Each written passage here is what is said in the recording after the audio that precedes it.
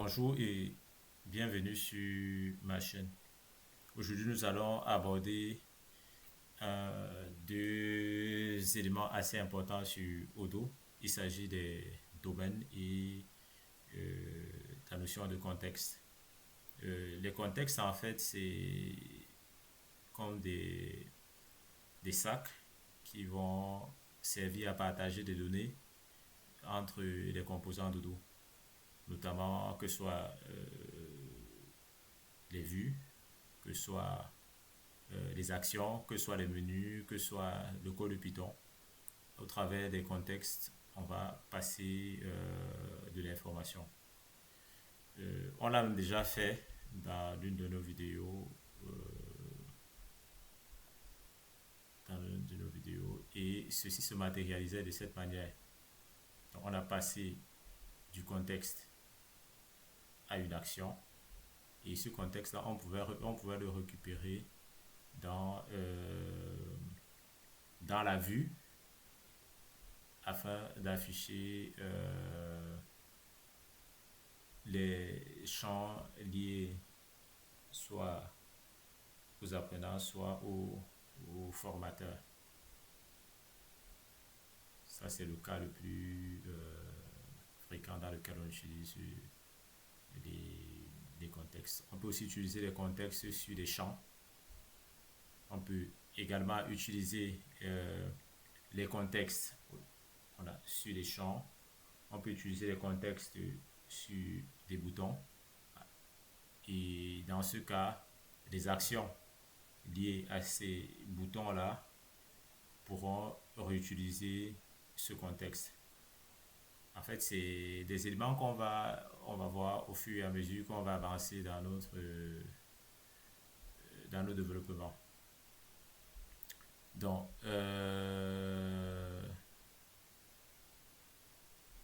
les contextes. Donc, et au-delà de ces contextes-là, on a aussi les domaines.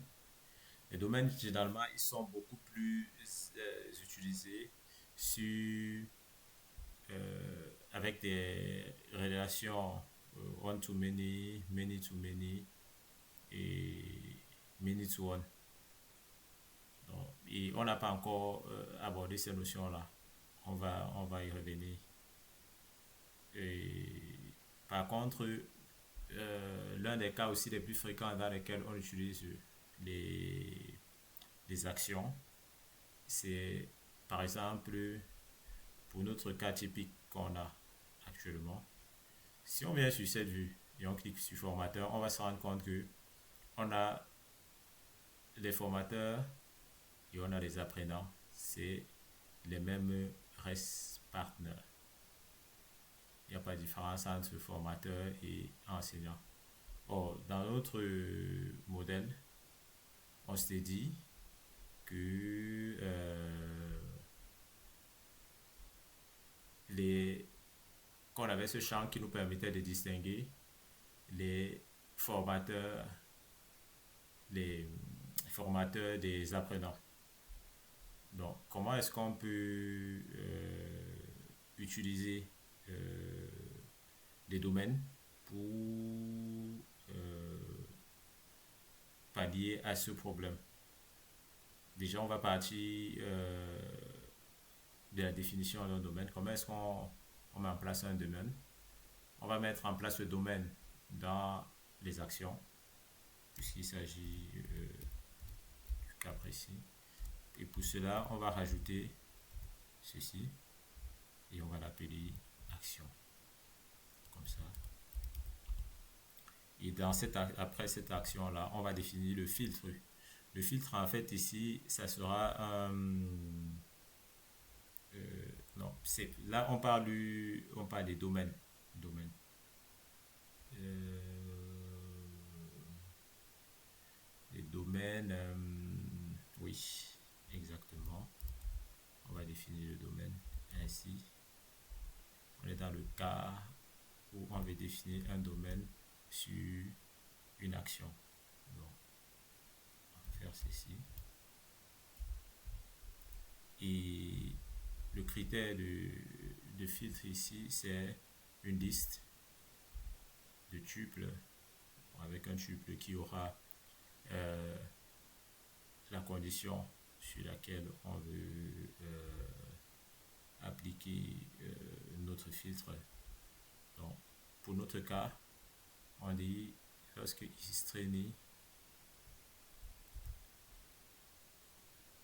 est égal à false. On va faire ceci. On va faire ça. Et on va le définir ainsi. Voilà. Donc, normalement, on aurait pu avoir de égal à false. Donc, lorsqu'on va cliquer sur ce menu, normalement, on doit voir uniquement des formateurs. False. On doit normalement voir les formateurs. Donc, on va faire un restart de notre do, de notre serveur do, et par la suite on voit ce qu'il y a comme changement.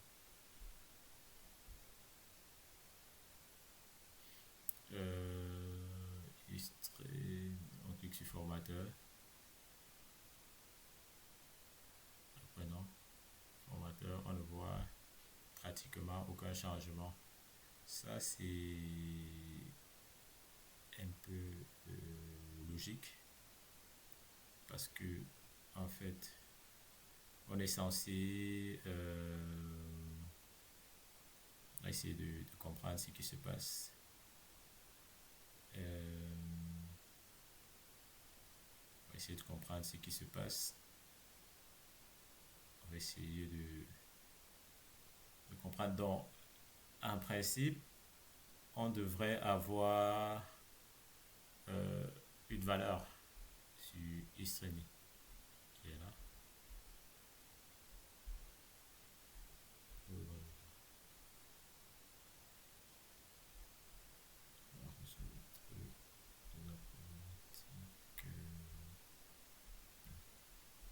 Donc, on va définir le domaine comme cela est prévu. Donc, on va lui associer là le domaine, et on a bien mis la condition false. Mais j'ai l'impression qu'il ne fonctionne pas parce que dans notre modèle ici, on n'a pas défini la valeur par défaut de istreni. Donc, on va mettre ici default par défaut, c'est un formateur. Et on va aussi mettre, on va aussi profiter pour présenter le default. Le default ici, on peut mettre débutant. On va voir ce qui est le. On va faire restart. Et ensuite, on va mettre à jour module. Tout s'est bien passé. Vu que tout s'est bien passé, on va voir ce qu'il affiche comme comportement.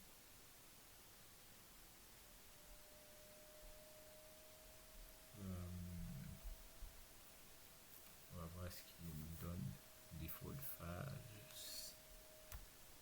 En fait, parfois, il n'est pas très content. Alors là, il fallait définir un domaine. Et c'est exactement ce qu'on a fait là. En principe, ça devrait marcher, ça devrait fonctionner là.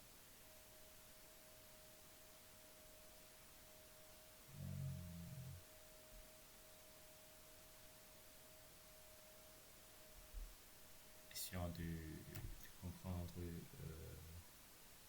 pourquoi est-ce qu'il ne fonctionne pas parfois. Ça ne fonctionne pas. Vu qu'on est en environnement Docker, il est parfois nécessaire ou il est parfois important de carrément redémarrer le conteneur Docker. De tout redémarrer, quoi. Parce que le domaine, il est bien défini et normalement, tout devrait être bon. Donc, ce qu'on va faire là, on va mettre cette même valeur ici. Mais cette fois-ci, on sera sûr que c'est le même champ. Cette fois-là, on va mettre trop. Voilà. Et on va redémarrer.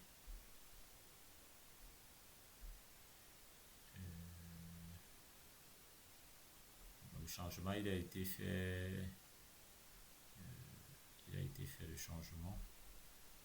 Il est là. Il a été fait. J'ai rajouté Istreni pour ajouter le domaine. Et je l'ai rajouté également là. Et ensuite, j'ai redémarré le serveur Odoo. Une fois que ceci est fait,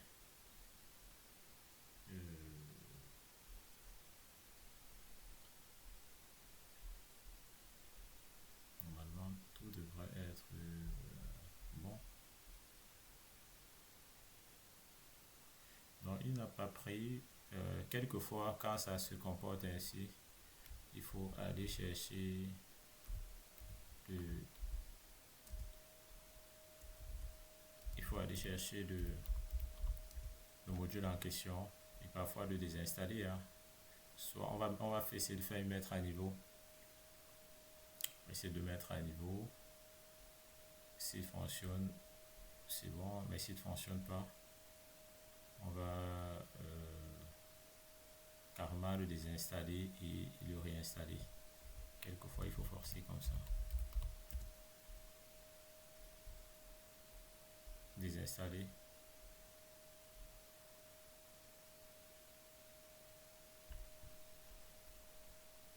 Voilà, et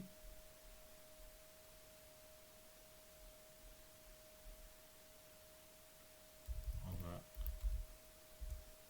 le réinstaller.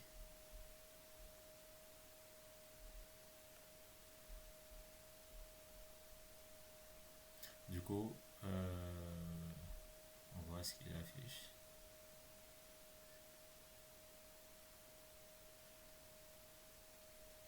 On appuie l'apprenant. Par défaut, c'est faux. Voilà, par défaut,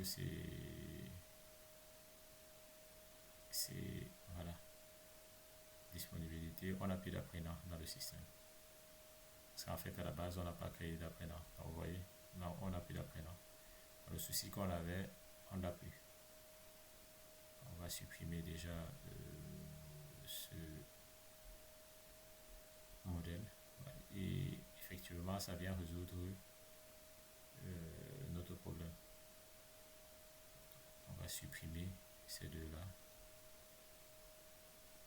On va supprimer ces deux-là. Donc pour ceux-ci, on va les laisser. On va créer un nouveau formateur qu'on va appeler test. On va l'appeler Thomas. On va lui mettre un numéro fictif, une adresse fictive, thomas@gmail.com. On va y associer un numéro fictif et on va dire Thomas lui il est toujours disponible. Ça c'est un formateur. Si je vois dans la liste des formateurs, on va voir Thomas. Apprenant, non. Je vais cliquer pour ajouter un apprenant avec la valeur par défaut qu'on a rajouté tout à l'heure. On voit tout de suite que voilà ça. Marc,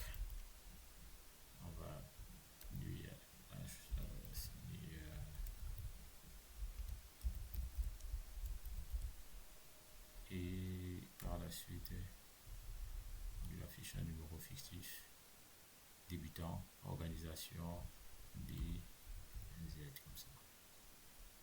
Et on peut lui associer une photo et enregistrer. On va dans formateur.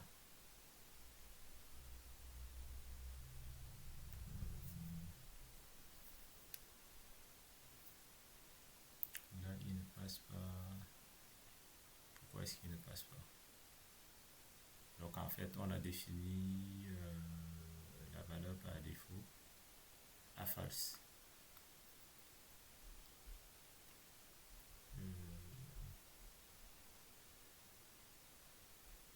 Justement, c'est peut-être le problème avec la valeur par défaut. Parce qu'en principe, on est censé avoir les formateurs. Il n'est pas censé être là.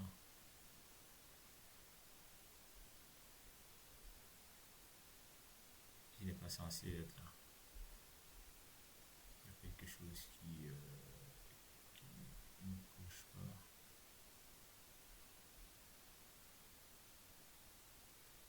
Donc, on va essayer de débugger ça. C'est peut-être au niveau de la logique. On dit ici distribuer. Ça veut en fait dire que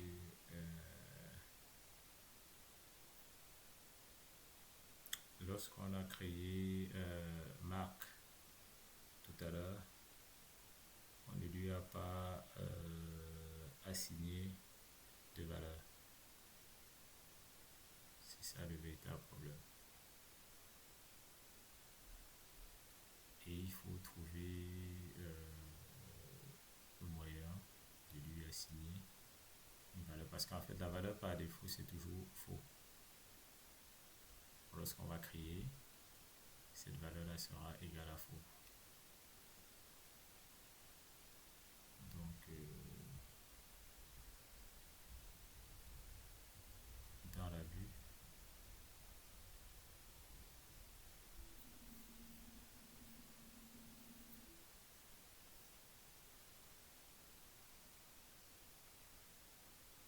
est-ce qu'on peut lui passer une valeur ici? Non.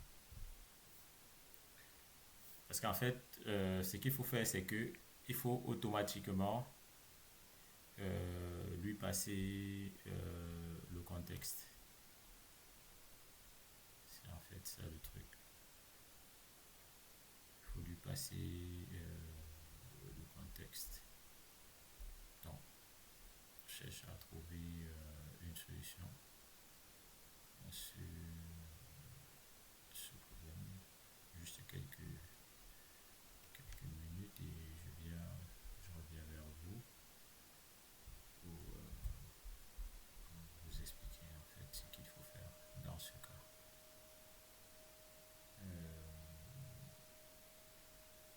Mais en fait, c'est ce que vous devez comprendre pour,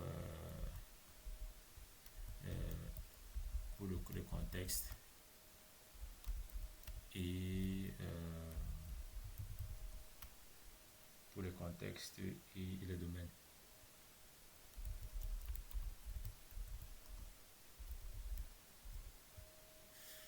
Voilà, c'est ça. Le plus important ici, c'est clairement de comprendre le contexte. Donc,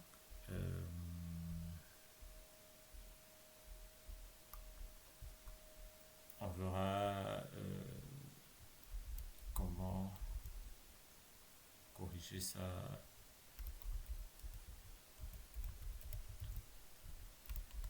Donc, je essaie de comprendre ce qui ne va pas. Et je reviens vers vous tout de suite.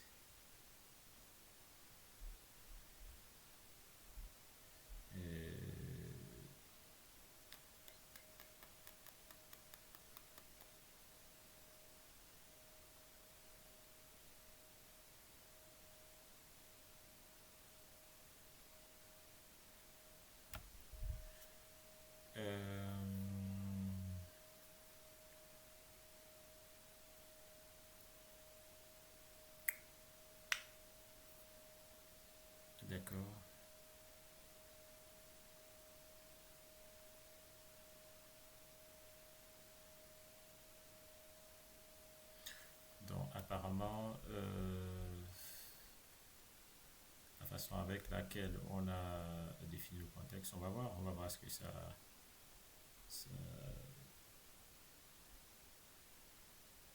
on va voir ce qu'on a derrière. Donc, training ici, et il faut définir dans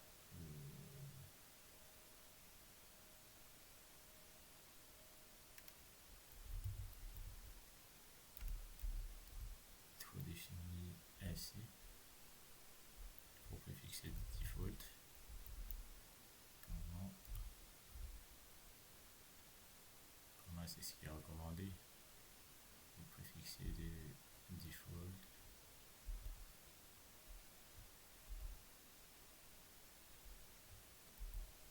Voilà.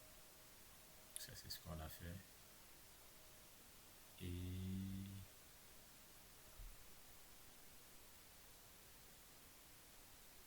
forcément pour le récupérer ici, il faudra le préfixer,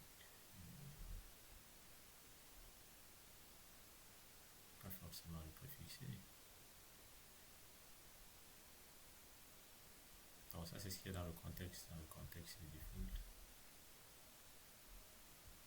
Dans le contexte c'est default. C'est default. Et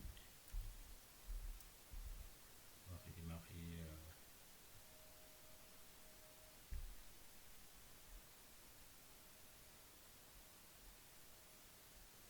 Voilà. On va voir.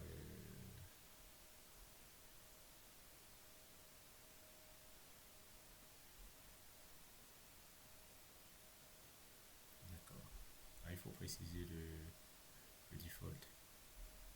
Donc, vu qu'on a précisé le default, on va voir son comportement.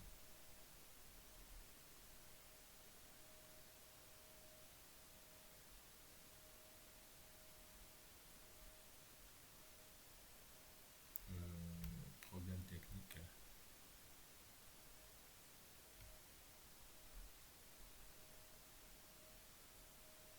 En fait, c'est comme ça que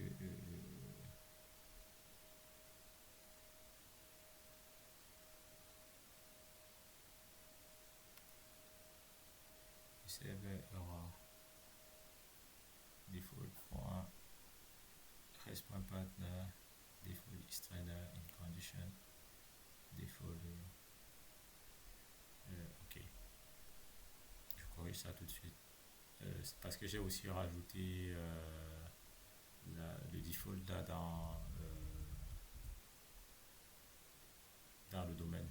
Alors, dans le domaine, je dois mettre la valeur du champ.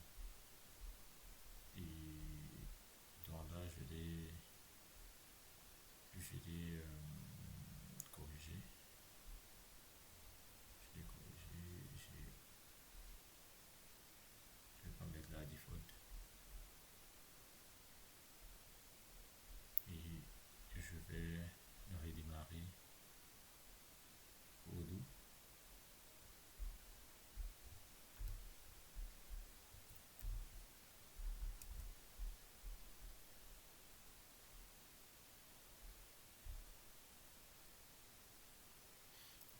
Cela étant fait, on va relancer et voir s'il est content ou pas.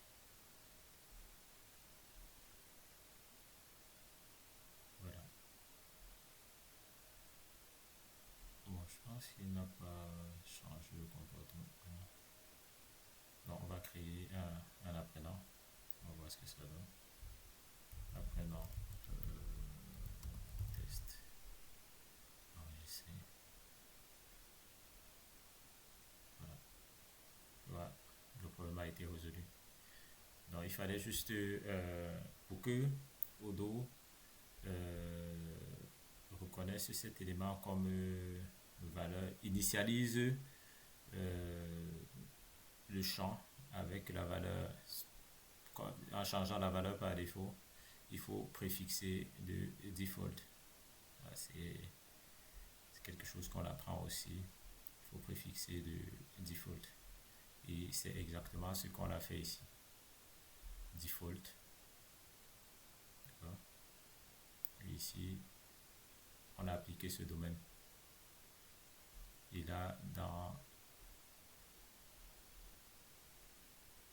il va venir changer cette valeur par défaut si on préfixe par default.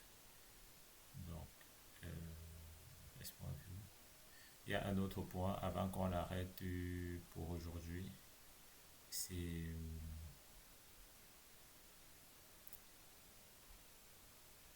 lorsqu'on vient dans la vue ici, on a toujours ce champ. Si on se rappelle bien, dans la première vidéo, on avait dit que pour activer le mode de développeur, on pouvait faire ceci. On va chercher cette information aussi.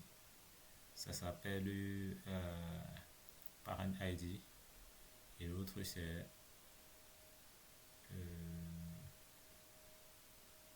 parent ID et vous voyez, c'est cette notion de contexte ça.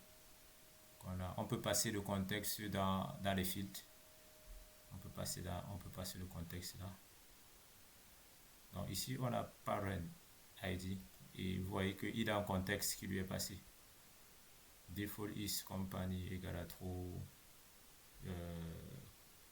Default user ID, on lui passe le user ID et on dit qu'on peut show address, on passe à true. En gros, cette information sera passée dans le formulaire. Et on pourra récupérer dans le code de Python, il sera possible de le récupérer. Voilà. C'est assez intéressant. Donc, mais moi, je veux cacher ces informations, sinon on n'en a pas besoin. On veut cacher cette information. Donc, on va retirer société. C'est le champ parent ID. On l'avait déjà fait avant. Si on se rappelle bien, si on va dans la vue, on avait dit qu'on pouvait utiliser XPath comme ça, avec attribut. Donc, on va rajouter ça ici, comme ceci. On va commencer par cacher la première information par ID. On redémarre notre serveur Odoo. On rentre sur notre navigateur et voilà, on a parent ID qui a dégagé. On n'a plus que l'adresse. La prochaine information à dégager, c'est le post. On va faire pareil que tout à l'heure.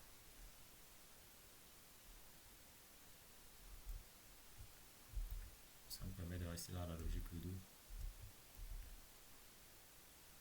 On va retirer, ça s'écrit ainsi, tel qu'il est écrit sur la vue. Et on va démarrer.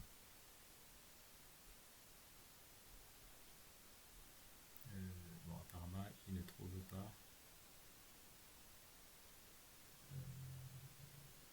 C'est peut-être un minuscule.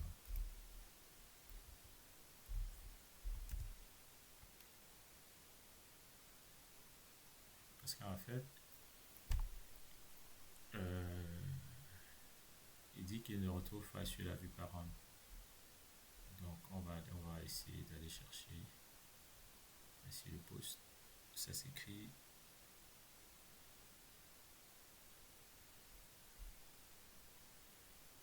c'est ça, c'est bien cette information. Donc ce qu'on va faire, vu que le mode développeur est activé, on va aller en paramètres techniques, on va chercher les vues, on va chercher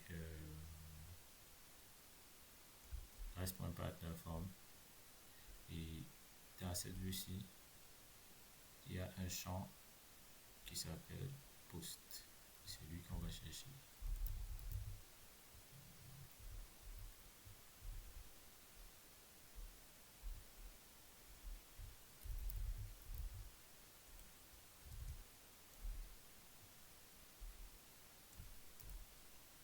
Non, on le retrouve pas. En fait, normalement, c'est dans cette vue qu'on a cette information.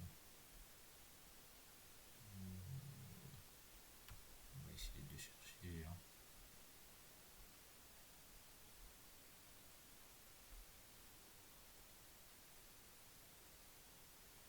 Ou tout simplement, on va rentrer sur la vue. D'accord? On va rentrer sur la vue et moi, ce que je fais souvent, c'est que j'inspecte. Et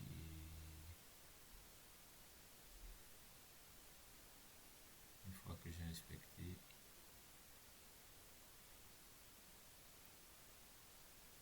je cherche la valeur du champ ici.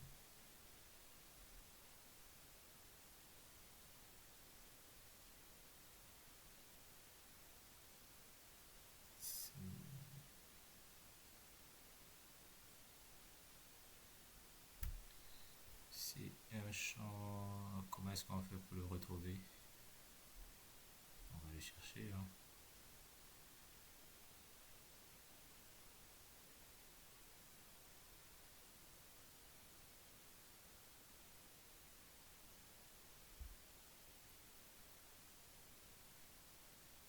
Si on peut directement, s'il pouvait être accessible directement par le filtre, ce serait une très bonne chose. Cela s'écrit post.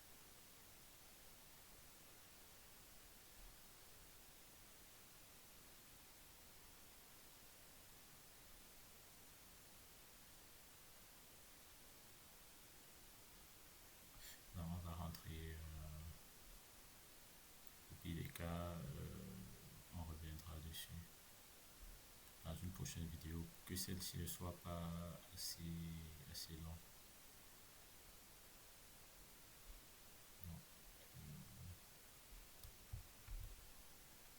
On cherche les vues. On va voir si c'est un champ qui est accessible. Rest.partner form. Voilà.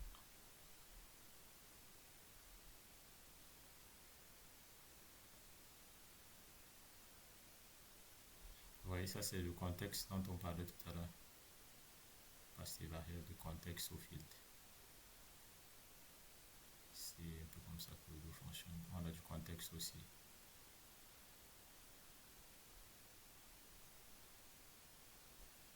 On a du contexte, c'est assez intéressant.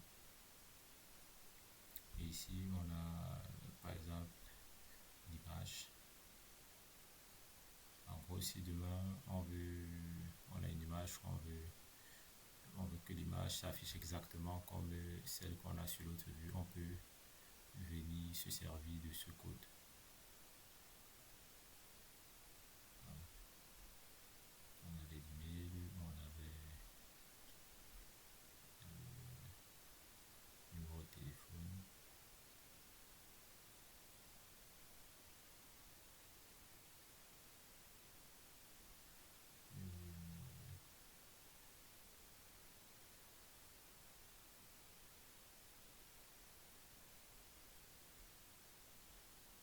L'email c'est bon. Si on rentre sur notre vue,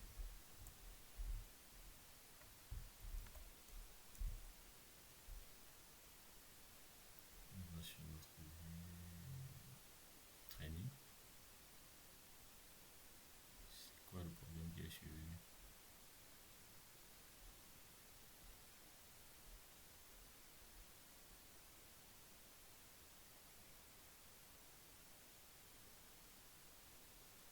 Ah d'accord, j'avais pas redémarré j'avais pas redémarré, j'avais laissé l'erreur.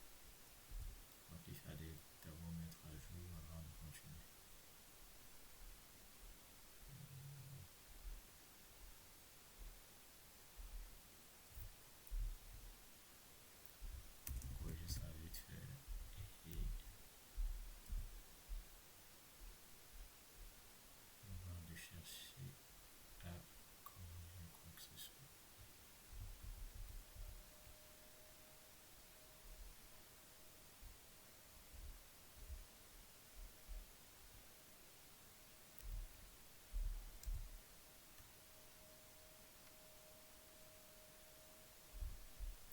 pense que là, je l'ai corrigé. Bon, j'ai juste retiré le champ post parce que l'objectif ici, c'est d'aller chercher cette information aussi. Voilà. Oui, normalement, cette information, euh, elle est en dessous. On a le nom, tout ce qui va avec. Ensuite, on a l'adresse, l'adresse name qui est là, l'adresse street. Et c'est ça, c'est cette information aussi qu'on recherche. Bon, je ne sais pas pourquoi il est traduit cette information aussi qu'on recherche. Voilà. Donc, vu qu'on l'a trouvé, on va tout de suite cacher ces données. Et pour ce faire, on va récupérer ça. On va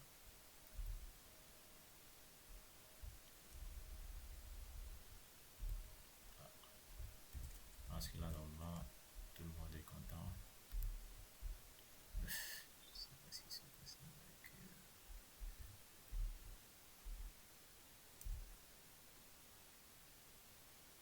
Normalement, tout le monde devrait être content là. Et on va rentrer.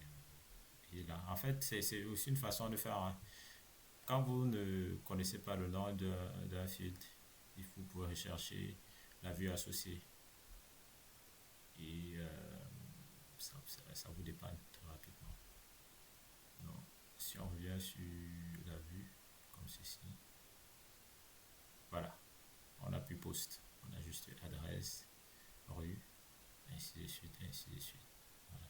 Et le truc, c'est on peut aussi réajuster ces éléments, hein, en fonction du design, voilà. On peut décider de grouper ça d'une certaine manière. Donc, ça fait qu'aujourd'hui, ça c'est notre vue rest.partner.form qu'on a totalement modifié. Donc là, d'un côté, euh, on a maintenant les formateurs et de l'autre côté, on a nos apprenants. Et on se rend compte que contact est resté.